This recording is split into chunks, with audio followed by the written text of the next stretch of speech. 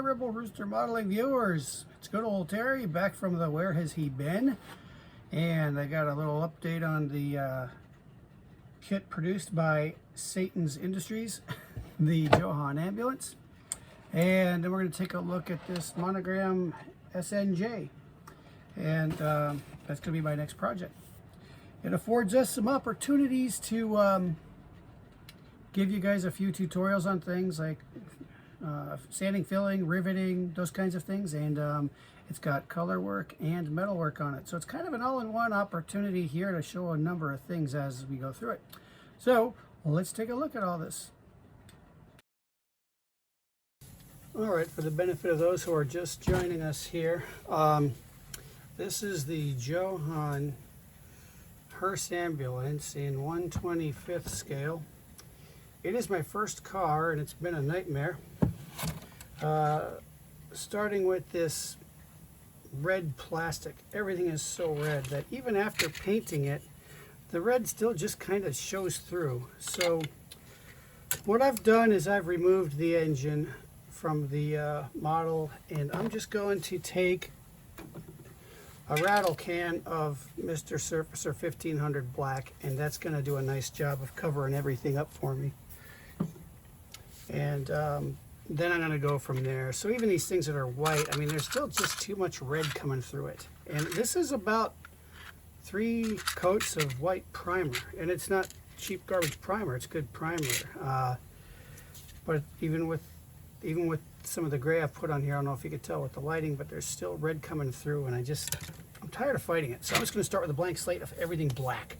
I like what I've got with the bumpers. I've used the Guns Mr. Hobby super metallics on these.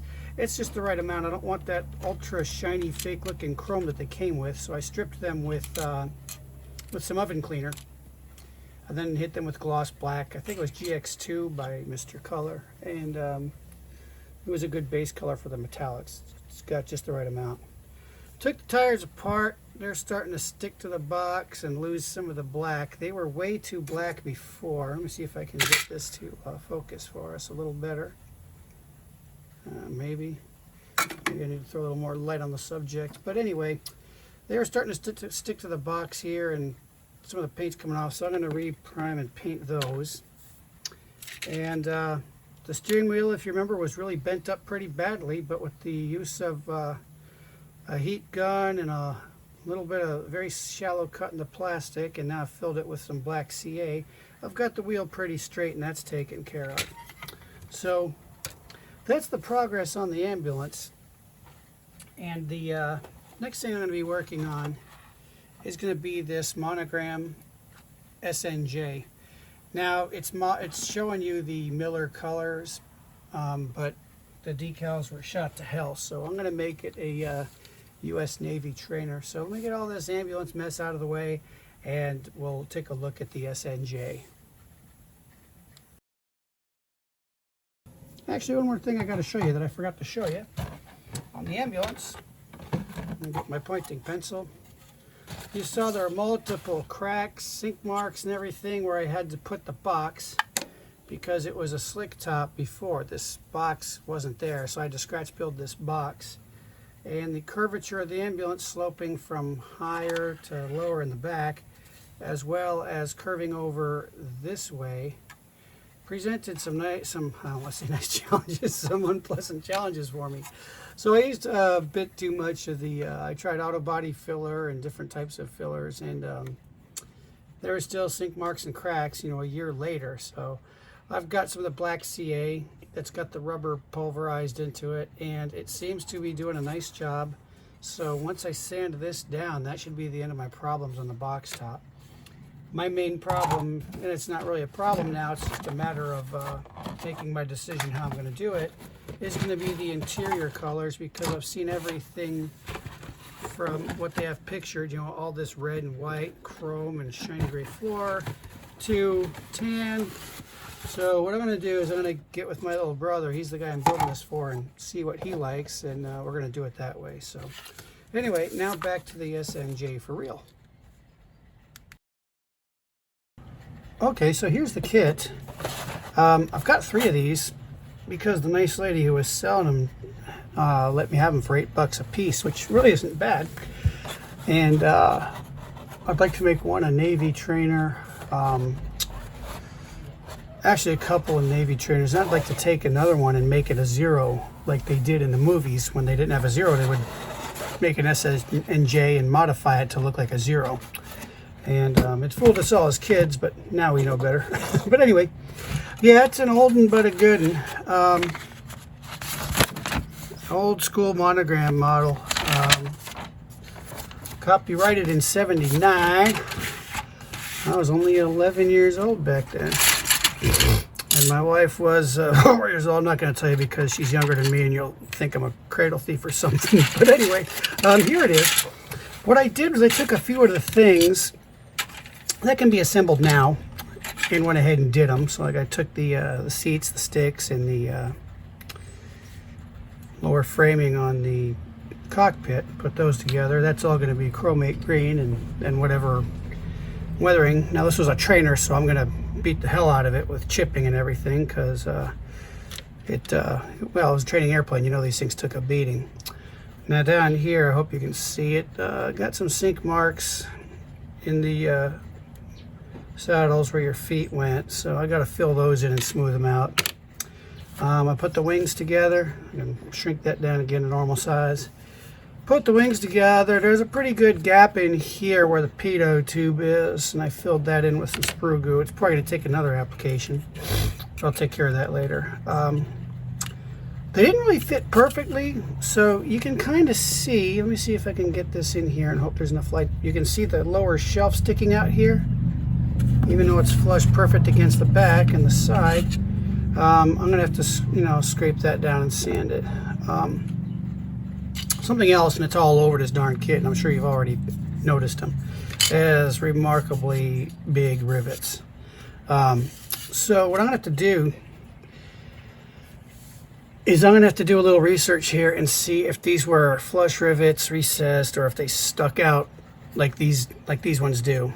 And if they're the stick out types, I'm just going to sand them down to where they're modest and leave them. If they're recessed rivets, I'm going to have to sand the whole thing smooth and rescribe the lines, which by the way are raised, and then re-rivet it. And if these are pop-up rivets, oops, sorry for that, pop-up rivets, you know, like these ones that stick up, I'm just going to have to leave these lines out and, you know, sticking up, raised like they are. But you can see there's other things with it, like right here. The way it's assembled is the bottom wing ends here at this line, and that's why there's that little gap there. So that's going to have to be filled and sanded. And the same deal as the fuselage, same riveting issue. And I'm going to drill holes in the pipes so that it doesn't look full. And the intake, I think that's the carb intake. I don't know. But anyway, whatever this is, this intake is really ill-fitting. I don't know if you can see that or if the light's good enough, but you can really tell right here, especially on this corner. It really does stick out. And so I'm going to have to do a little work around there. Closing it up, I don't see any huge issues. I mean, there's the typical monogram gap that you're always going to have here. If you, once you put it together, you got it right down the middle there. You can see it even holding the tail together. There's a nice long gap here, which I'll fix it one way on the top and one way on the bottom. What I'll do on the bottom is I'll just cement it and squeeze it till the cement oozes out right here and then sand that smooth. And on the top, just so I have something to show you, I'll probably just do a little filling and sand that down smooth so we can see how to do that. And then when we join it to the wings, and I haven't tried this out yet, so you're getting this live recorded, I guess. So it's not really live, but I haven't tried it yet, so it's kind of the first time we've seen this. But let's see how these fit together to fuselage to wing. And you can see this already is trouble up here. This is just a bad fitting kit, so we're going to get lots of opportunities to learn some things on it. But let's see how the wing to fuselage fit is. And it's not terrible, but you can see, wow, there's a huge issue in here with the gear well. And we've got a problem here with the fit there and there, which we might be able to correct with dihedral. If I turn it this way, you can kind of see it as negative dihedral now. The wings kind of slope down to the outside when they should come up a little bit. So that might, when we give it the correct dihedral, it might fill these in nicely, and it'll take care of itself. The trees or sprues, whatever you want to call them here, there's plenty of opportunities to deal with flash. It's everywhere. And I've done one of these before, and as I recall, this top was a pain. It goes over this portion of the fuselage right here, and it was a pain, so we'll get to deal with that. The engine, it ain't horrible. I mean, you're not going to see the back of it, so who gives a darn? But the front, it's got really thick cooling fins on it, and I don't know if I'm going to just kind of deal with it or maybe do something about it. I just don't know. What I might do is leave them alone up here because no one's going to see those, but down in here I may fill and scrape in smaller fins. We'll see how that goes. And the figures, of course, because I am absolutely one of the top 10 worst people in the world at doing figures, I'm not going to bother with them. The instrument panels, they got, they're not terrible on detail, but you know, it's typical Monogram / RebelRogram, whatever you want to call it, raised instruments, which we can dry brush, or I might find some decals. I don't know how we'll do those, but we'll make it interesting. And of course, the fit on the horizontal stabs, that's the wrong one. This is the one I want here, right? One of these has Monogram written on the bottom. There it is. So this is the one that has to face down, so that's this one. The fit isn't awful, but it can sure use some improving. You got your choice of a gap on the top, or you could press that up and make it fit, and then on the bottom it's got an even bigger gap. So what I'm going to probably do is just take it right down the middle, and we'll deal with both. And something else you could see is that right here the fillet comes out forward of the horizontal stab, so we'll address that as well. So this makes it look like a nightmare kit, and maybe it is, but that ambulance has been so bad that even this thing feels pretty good. So we're going to put this away, and I'll start working on this very soon. I am on call this week, so I don't know how far I'm going to get with it before they have an emergency and call me out to rescue the world of aviation and everything else out there. But that's it for now. Let me get my remote control that I just dropped. So that's where we are. Thanks for tuning in, and hopefully we'll have something to show you soon.